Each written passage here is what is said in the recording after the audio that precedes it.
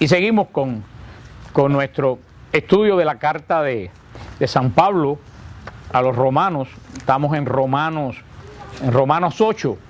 Y como les he dicho, y casi ya como un credo, esto es como un credo porque se lo repito todos los días, que yo les repito desde que empezamos a carta a los romanos, cada vez que yo comienzo a hablar de la carta de San Pablo, a ver quién... San Pablo no escribe a los locos. Ah, sí.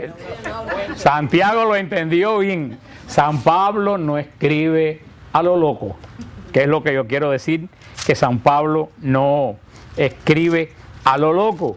Quiero decir que hay que tener cuidado como usan las personas de las iglesias protestantes, que ellos agarran un versículo de San Pablo por aquí, agarran otro versículo de San Pablo por allá, y al final terminan diciendo algo que San Pablo no quiso en absoluto decir. Dice la carta del apóstol Pedro, la primera carta del apóstol Pedro, que la escritura hay que entenderla dentro de lo que lo dijeron los santos varones que la escribieron. Porque dice que el Espíritu Santo inspiró un solo mensaje. Entonces tú no puedes coger un versículo por aquí, otro versículo por allá, porque la sacas de dónde?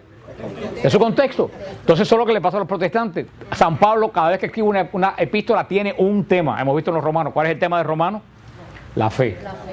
Un tema. Tú no puedes sacar. Les voy a poner un ejemplo, que es muy frecuente, para que ustedes entiendan lo que les quiero decir. Continuamente me llegan emails diciéndome que Cristo dijo que las personas se podían divorciar cuando había adulterio.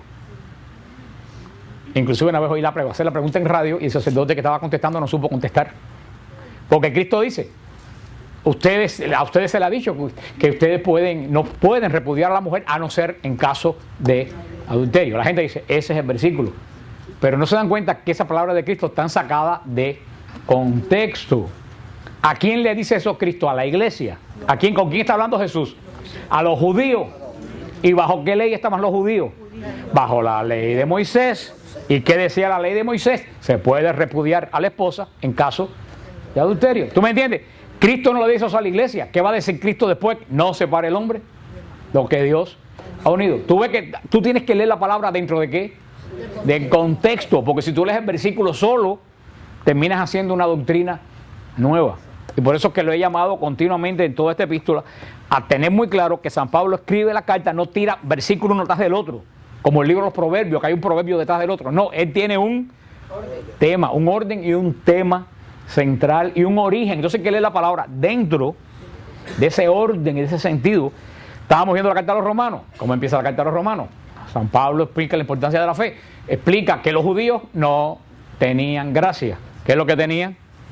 La ley. ¿Se acuerdan? ¿Y quién engendraba la ley? Pecado. Porque decía, no hagas esto, no hagas esto, no hagas... Fíjate que toda la ley empieza con ¿qué palabra? No. Entonces, ya desde que te decían no, a la vez que lo hace, pecado. Entonces, los judíos vivían sin alegría, vivían fuera de la gracia, vivían en la ley. Por eso San Pablo decía, ¿la ley era buena?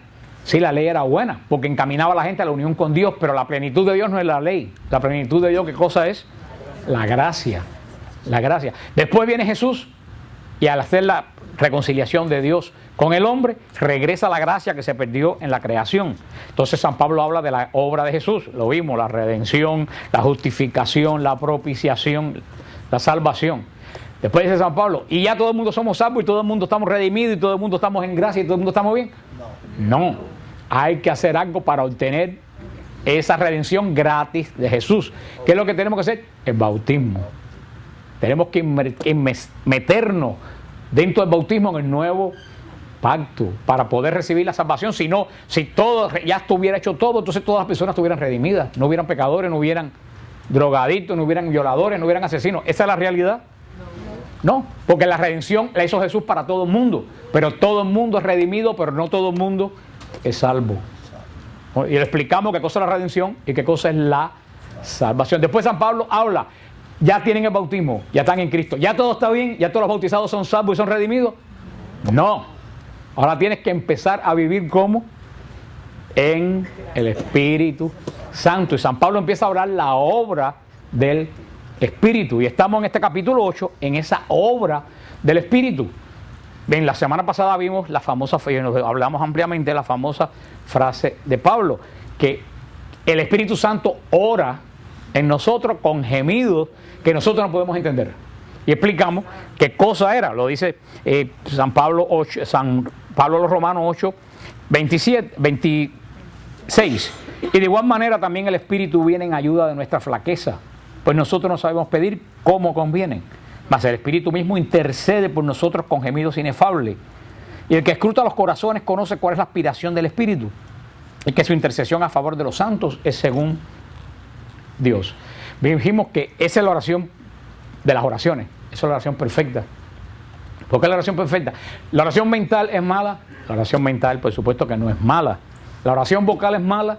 La oración vocal no es mala. Pero estamos en un camino de perfección. No podemos quedarnos. Porque, por ejemplo, comer esa comida que le dan a... Ay, se me olvidó el nombre, lo voy a decir Silvano. Imagina, Luciano. Bueno, el nombre italiano que yo diga es comer. Y mire, él miró para acá. La comida que le da a Lorena, a esa, no, ustedes han probado las comiditas esas de... No es compota, que venden comida, baby food, eso sabe a rayo. Ahora, sabe a rayo para nosotros, pero seguro que para el niño es buena si no la comiera. Ahora, porque eso sea para niños, cuando tenga 18 años va a seguir comiendo la misma comida. No, uno no puede quedarse en lo primero, uno tiene que ir mejorando y terminar con una vaca frita o como un bistec empanizado, que es rico.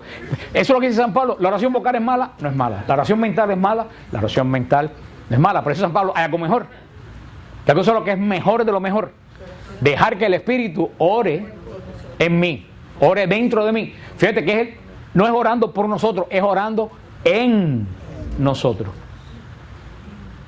Porque fíjate que el Espíritu no ora de afuera, el Espíritu ora de adentro. Entonces no es dejar que el Espíritu ore por mí, sino que el Espíritu ore en mí. Porque dice San Pablo, entonces el Espíritu va a poner en mí lo que yo de verdad necesito. Esa es la oración más perfecta del que vive en el Espíritu. Es la oración de la libertad. Tú no tienes que forzarte a exprimirte la mente pensando que vas a pedir porque vas a estar pidiendo mal. Un ejemplo en que el Espíritu ore en mí como... Lo hablamos el otro día, la oración en lengua. Tú no sabes lo que estás diciendo, pero el Espíritu está pidiendo en ti. O si no, es la oración que mueve el Espíritu en ti. Cuando tú tienes que pensar, ¿y ahora qué le pido? Le voy a pedir que ya esa oración está saliendo de tu mente. Hay veces que tú estás en oración y tú no sabes ni qué estás pidiendo, pero estás ahí. Esa es la oración que dice San Pablo, que sale del Espíritu. Fíjate que esa oración es una obra trinitaria. Estamos inhabitados del Espíritu Santo, como hablamos aquella vez en el retiro, como decía la Beata Sor María de Jesús crucificado. Porque es una oración trinitaria. Porque ¿a quién va dirigida la oración? Al Padre. ¿Quién la recibe? Cristo. ¿Y de quién sale la oración? Del Espíritu Santo. Es una oración totalmente trinitaria. Y sigue diciendo San Pablo, que ahora entra en el plan de la salvación, en el versículo 28. Por lo demás, sabemos que en todas las cosas interviene Dios para bien de los que lo aman. Eso lo hablamos también la semana pasada. Y ese le digo que es el primer versículo de la Biblia que yo me aprendí. Todo obra para bien, para quien Dios ama, o de los que Dios ama. Todo. Y dimos ejemplo de cómo todo obra para mi bien, hasta lo que parezca que es lo peor. Lo dice la palabra. Todo obra para bien. ¿De quién? ¿De cualquier sinvergüenza? No. ¿De a quién? Dios, para bien de los que aman a Dios.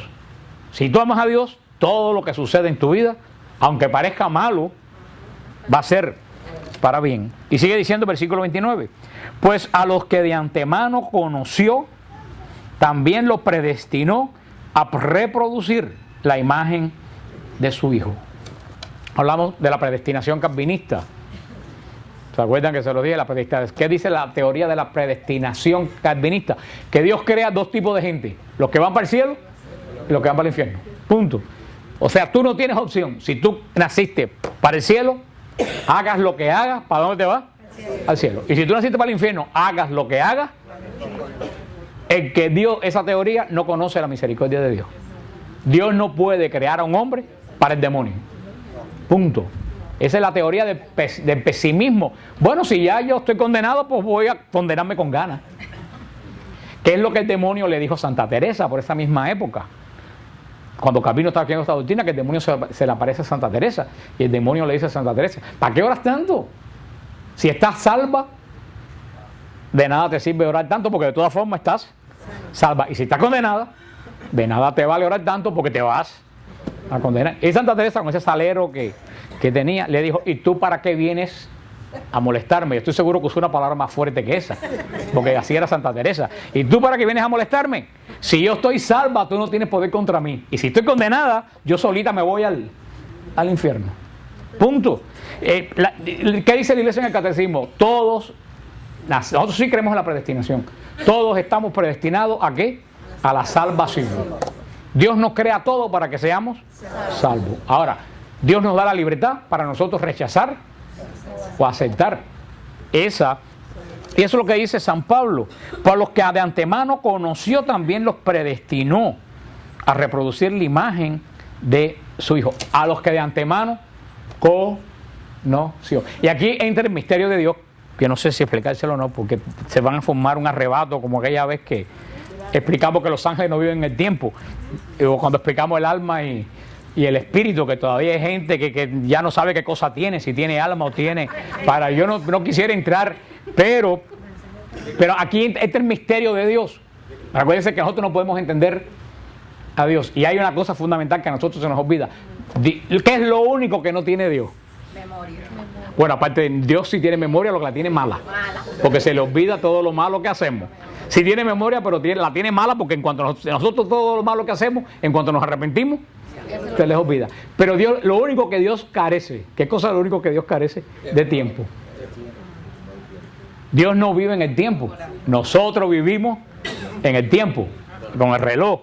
¿Se acuerda que le expliqué que qué cosa es el tiempo? La distancia entre dos puntos. Ahora cuando vayamos a España, para ir a Pirray, hay 7 horas de Miami a Madrid de vuelo. ¿Por qué sabemos que hay 7 horas? Porque hay un punto que se llama Miami y otro punto que se llama Madrid. Si no hubiera el punto Madrid, ¿podríamos decir cuánto dura el viaje? No. O sea, el tiempo es la distancia entre dos puntos. Dios está en todo y lo abarca todo. ¿Sí? Entonces no hay distancia entre un punto y otro. Dios no vive dentro del tiempo como nosotros. O sea, es un poco difícil de entender, pero ustedes entienden el concepto de lo que les quiero decir. Como Dios no vive en el tiempo, para Dios no hay pasado ni futuro, solamente hay presente. Lo que era pasado para nosotros, en Dios es presente. Lo que es futuro para nosotros, en Dios es presente. Por eso que dice aquí, a los que Dios conoció. Por eso que Dios nos conoce antes que nazcamos. Por eso que Dios nos conoce antes que nazcamos. Y ahí entra el gran misterio, que mucha gente que eso solamente puede ser revelado por el Espíritu. Yo les dejo la locura y ustedes tratan de ver cómo lo entienden. Dios, desde antes que nazcamos, sabemos si vamos a ser salvos o si vamos a ser condenados. Dios lo sabe, porque Dios no es pasado, ni presente, ni futuro. Pero que Él lo sepa, ¿quiere decir que nos empuja? No. ¿Ustedes entienden eso? Es un poco raro. Que Él lo conozca no quiere decir que lo provoque. Un ejemplo que no tiene nada que ver con esto, pero es lo más humano que lo puedo entender. Yo sabía lo que iba a pasar en Venezuela. Yo lo sabía. Yo lo sabía desde que no estaba en la Margarita. Y vi un discurso de Chávez cuando era candidato. Yo dije, esto viene estilo Cuba y peor.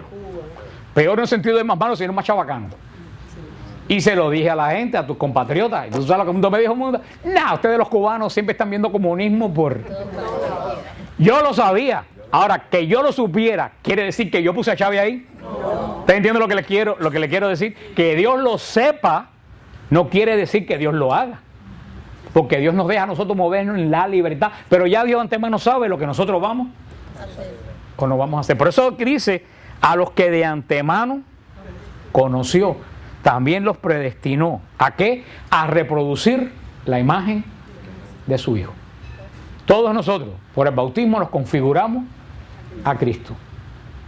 ¿Por qué nos configuramos a Cristo? A ver, ¿por qué nos configuramos a Cristo por el bautismo? Por la gracia. Están progresando, ya no me deprimo. Por la gracia.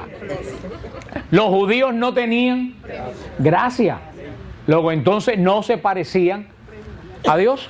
Nosotros recibimos la gracia. Entonces, acuérdense lo que hemos dicho montones de veces en teología. Lo que en Dios es por naturaleza, en nosotros en gracia. Por naturaleza, Dios es eterno. ¿Nosotros somos eternos? No. ¿Cuándo nos vemos eternos? ¿Cuándo no morimos? Después del bautismo. Adquirimos la de luego. Entonces, lo que en Dios es por naturaleza, en nosotros por gracia. En Dios es de Él, de nosotros es adquirido por el bautismo. Por eso cuando recibimos la gracia, nos vamos configurando a Cristo. Pero para configurarse a Cristo, no solo tenemos que recibir la gracia. Tenemos que dejar que la gracia nos transforme, trabaje en nosotros. La gracia que recibimos es la que va, porque si yo recibo la gracia y no la dejo que trabaje en mí, pues nada. Por eso dice San Pablo que los que de antemano conoció también los predestinó a reproducir la imagen de su Hijo, para que fuera Él el primogénito entre muchos hermanos.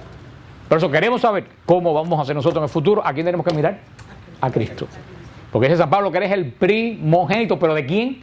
De muchos hermanos. ¿Se acuerdan que Pablo decía anteriormente que somos coherederos con Cristo? Por eso, si Cristo resucitó, nosotros vamos a resucitar. La gente dice, ¿cómo vamos a resucitar? Le digo, yo no sé. Yo lo único que sé es cómo resucitó Cristo. Es lo único que yo sé. Y poco dice la Escritura, que volvió físicamente a la vida, pero ya no era igual a como era. Algo cambió. Eres el primogénito.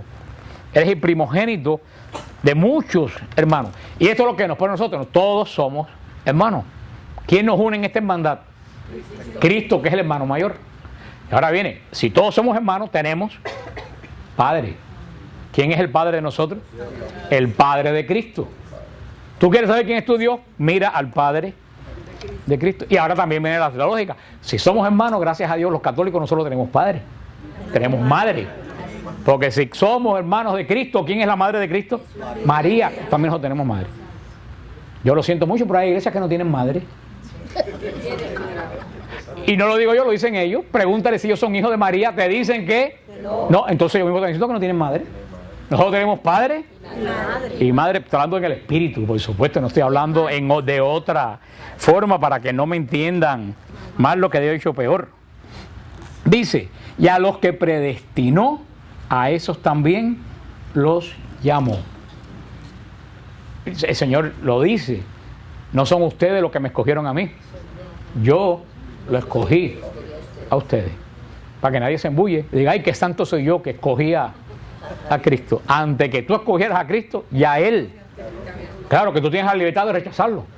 Como ustedes que muchas veces invitan a gente a su casa, a una fiesta, lo que sea, y una gente va y otra gente no va. Como yo que invito a gente a retiro, una gente va. Otra gente tiene más intereses en otra cosa, que también está mal lo que sea, pero estoy llamando que uno puede llamar y es personal la respuesta. Pero eso dice el Señor, los llamó, pero los que los llamó también los justificó. A quien el Señor llama, el Señor justifica. ¿Se acuerdan cuando hablamos de la justificación? Hablamos como 3 clases de la justificación. La justificación no es como humanamente. ¿Qué cosa? Muchas veces la justificación humana, ¿qué cosa es? Excusa. Ay, llegué tarde porque los tráficos, una cola tremenda, el tráfico que había para cruzar. Muchas veces nosotros la justificación son excusas. Falso no falta, pero siempre tratas tú de limpiarte de algo malo. La justificación en Cristo es así, pero diferente. No, en Cristo la justificación es que Cristo, siéndose hombre y un hombre perfecto, Él sacó la cara por todos nosotros. Y cuando Dios nos mira, ya no me mira a mí como pecador, porque antes de mirarme a mí, ¿quién mira en mí? La imagen de Cristo.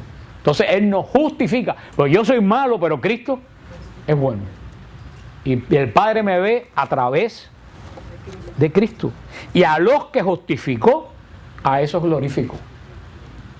Así que si tú estás justificado, tú estás glorificado.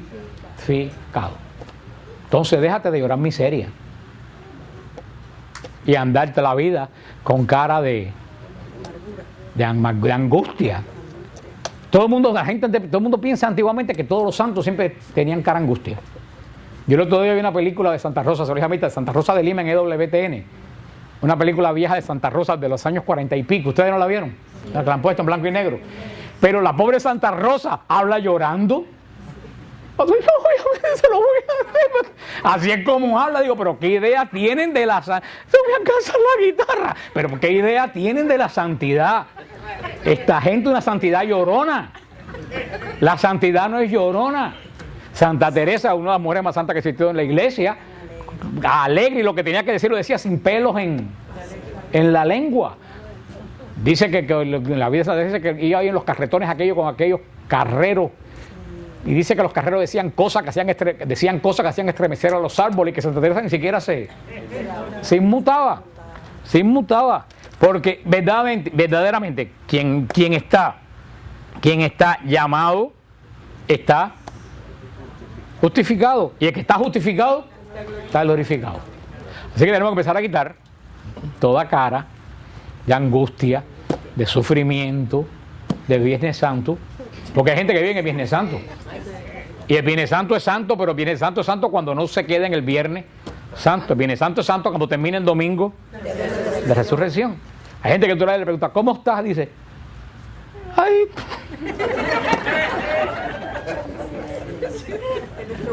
sí, y hay gente que hacen gala de todo lo que sufren. Y eso muchas veces, ¿por qué? Porque es verdad que primero tenemos que entender que todo lo que sucede para nuestro bien, y que si el Señor nos llamó, Él nos justificó, y si estamos justificados vamos a ser glorificados. Dice en el versículo 31, en esto, ¿qué diremos? Y esta frase es tremenda. Si Dios está con nosotros, ¿quién contra nosotros? Hermanos, apréndanse esa frase. Romanos 8:31. Muchas veces en la vida lo van a tener que repetir. Si Dios está con nosotros, ¿quién contra nosotros? Como dicen en el cursillo Cristiandad, Dios, Jesús y yo somos mayoría. Puedo tener el mundo entero en contra mía. Yo y Jesús somos mayoría, porque ese es el rey del universo. Eso es lo que bien tenemos que... ¿Cuántas veces en la vida que la vida parece que nos va a aplastar? ¿Y qué es lo que tenemos que decir? Si Dios está conmigo, ¿quién? Eso es lo que quiere decir Mijael en hebreo. ¿Quién es como Dios? ¿Quién es como Dios? ¿Quién es como Dios? Es como diciendo, a ver, que salga, que piense que es más que Dios. Dios es el que lo tiene todo y todo lo puede. Sin embargo, inclusive hay muchos cristianos y cristianos de grupos de oración y cristianos de otras iglesias que muchas veces piensan que el demonio tiene más poder que Dios. Yo oigo iglesias por ahí y algunas personas por ahí que hablan más de diablo que de Dios. Hablan más de diablo que de Dios. Y le dan tanto poder, y el diablo está aquí, y el diablo está ahí. Y entonces, a la larga, para la mente parece que el diablo tiene más poder que Dios. Y no es así. ¿El diablo molesta? Vaya. Es que si molesta. ¿El diablo hace daño? Claro que hace daño. Pero más poder que el diablo lo tiene Dios. Y por eso, si tú estás en Dios, tú puedes votar cuanta brujería te caiga encima, la puedes echar con la mano y echarla a la basura en el nombre de Jesús. Eso no tiene. ¿Cuántas brujerías no he votado yo? ¿Cuántas cazuelas de brujos que se han salido de la brujería no he votado yo en el tambucho a la basura en el nombre de Jesús? Y ni catarro me da. Porque yo sé que el que está conmigo tiene poder sobre todas esas cosas. Porque el diablo es como un perro que está amarrado. Si tú no te acercas, no te muerde. Procura mantenerte lo más lejos posible. Pero por eso esa frase es tremenda. Por eso, ante esto, ¿qué diremos? Si Dios está con nosotros, ¿quién? Eso solamente lo dice una persona que tiene... A ver, hay una frase que hablamos de la misma epístola de San Pablo que se pega para esto y no se van a acordar, se la voy a decir. ¿Saben quién solamente lo puede decir eso? Quien espera contra toda esperanza. ¿Te acuerdas cuando hablamos de eso? Quien dice, si Dios está conmigo, ¿quién está contra mí? Eso es la fe de alguien que espera contra toda esperanza. Y esa es la vida de cristiano. Fíjate, dice San Pablo, ¿por qué? Ahora San Pablo va a explicar por qué, si Dios está conmigo, nada puede contra mí. Dice, el que no perdonó ni a su propio hijo, antes bien lo entregó por todos nosotros, ¿cómo no nos dará Él todas las cosas? Eso es tremendo. Porque fíjate, que por nosotros, que somos los pecadores, que somos los malos, que somos los que desobedecimos a Dios, Dios entregó a su propio hijo. ¿Tú sabes cómo se llama eso? Amor. Lo va a decir San Pablo. Por alguna gente buena, a lo mejor hay alguien que dé la vida. Por alguna gente buena, muy buena, a lo mejor alguien da la vida. Pero por alguien sinvergüenza, nadie da la vida. Dice, mejor que se acabe de morir lo más rápido. Un sinvergüenza menos. Y nosotros, siendo sinvergüenza, Dios entregó ¿a quién? A su propio. Dice, si Dios entregó a lo que más ama en su vida, que es su propio hijo, ¿tú sabes lo que quiere decir? Que nos ama posiblemente más a nosotros.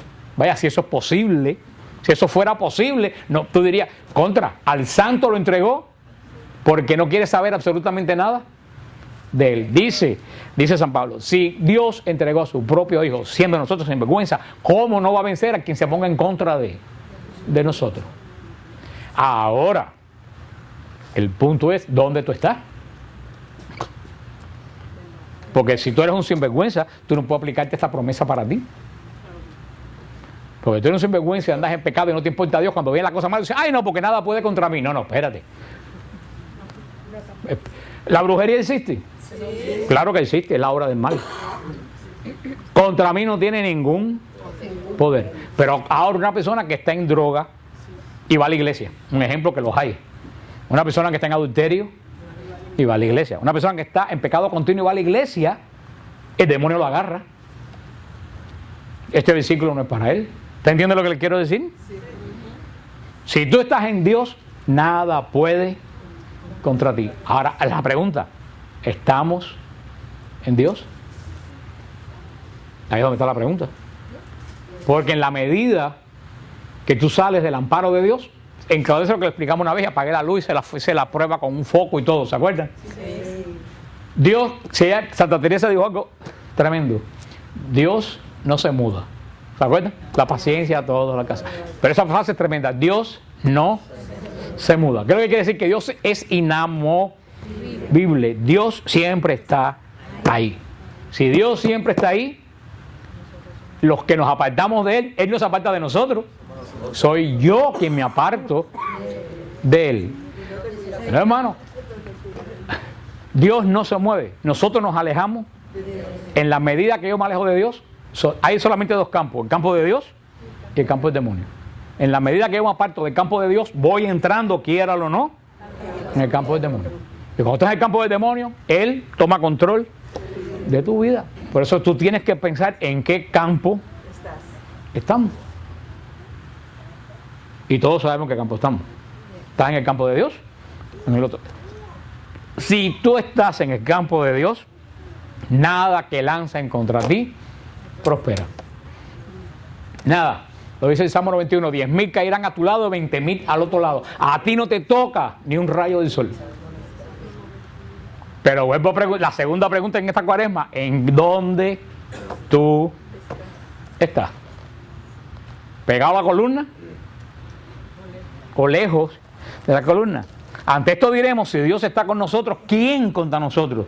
El que no perdonó ni a su propio hijo, antes bien lo entregó. Fíjate lo que dice, no solo que no perdonó a su hijo, lo entregó. Porque podría ser que Dios no lo absorbiera, pero no lo hubiera entregado. Él lo dio. Él lo dio, esa es la grandeza del amor de Dios. ¿Cómo no nos dará con Él todas las cosas? Fíjate, Él nos va a dar todas las cosas. ¿Pero con quién? Con Él, con Cristo. Ahora tú tienes que saber de quién tú eres amigo, de Cristo o del otro. Si tú eres amigo del otro, tú nada más que vas a recibir males. Y fíjate, desde su punto de vista, el demonio no es malo. El demonio nos da todo lo que él tiene. Él nos da todo. Ahora, ¿qué cosa es lo que él tiene? Vale. Es que él no puede dar otra cosa que vale, porque lo único que tiene es mal. Él nos lo da con una generosidad increíble, todo lo que tiene. Pero todo lo que tiene es malo. Pero es en el sentido que yo y de quién yo espero recibir. Porque entonces tú quieres vivir fuera de Dios, pero recibir cosas buenas. Y todo lo bueno solamente viene de Dios. El demonio usa a la gente y le da prosperidad a mucha gente, le da tantas cosas, pero a la larga lo último que le da es la muerte. Porque él no tiene otra cosa que no sea muerte que dar. Mira Pablo Escobar Gaviria, cuántas riquezas Tú, y todo el mundo decía, pero ¿cómo es posible que ese sinvergüenza, drogadicto que acaba con Colombia, tenga tanta riqueza y esa finca? ¿Qué le dio al final? Muerte. Eso el demonio nos da porque nadie da lo que no tiene. Así como Dios no puede dar nada malo. ¿Por qué Dios no puede dar nada malo? Porque en Él no hay nada malo. El demonio no puede dar nada bueno. Dice en el versículo 33, ¿quién acusará a los elegidos de Dios? Dios es quien justifica. ¿Quién condenará? ¿Acaso Cristo juez, el que murió, más aún, el que resucitó, el que está a la derecha de Dios e intercede por nosotros? Esto es tremendo lo que dice San Pablo. Dice, ¿quién acusará a los elegidos? A los elegidos no lo acusa nadie los puede acusar.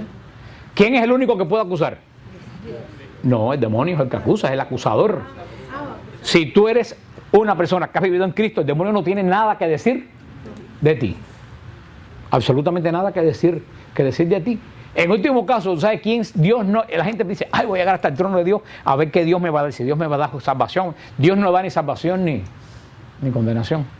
Dios sella lo que tú traes. Punto. Lo que tú traes en el bulto, el último día, es lo que Dios le pone el cuño. Y esa es la mentalidad que los católicos no deben cambiar. Los católicos piensan, ay, ahora cuando llegue el trono de cera, cuando me muera voy a ser salvo, voy a ser... Como si fuera una caja de sorpresa, que depende únicamente de qué, del criterio que tenga Dios. No, hermano, Dios no condena, Dios no se va a decir, a ver qué vamos a hacer con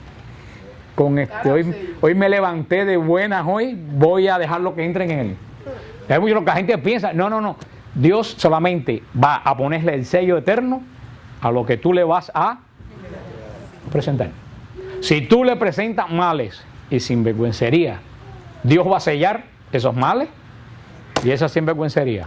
¿Dónde? Fuera de Él. Punto. Si tú le presentas cosas buenas, bendiciones, obra de Dios, Dios va a sellar eso. ¿Y qué te va a decir? Ven. ¿Sabes de lo que yo le dije? El cielo es familia. El cielo es familia porque Dios es familia. Dios es Padre, Hijo. Gente que me dice, ay, ¿cómo vas a saber si voy a estar en el cielo con mi familia? Digo, pero eso es lógico. Tenemos que estar en el cielo con nuestra familia porque Dios está con su familia. Vaya, eso es lo más lógico que hay porque Dios es familia. Padre, Hijo y Espíritu Santo. Y nosotros somos familia de Dios. ¿A través de quién? De Jesucristo. ¿Qué dice San Pablo aquí? Que nosotros nos vamos configurando. ¿Qué es lo que quiere decir configurando? Pareciendo a Él. ¿No?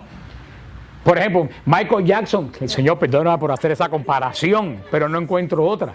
Michael Jackson, ¿a quién se quería parecer? ¿Ustedes saben a quién Michael Jackson se quería parecer? A Diana Ross. Eso lo ha dicho él.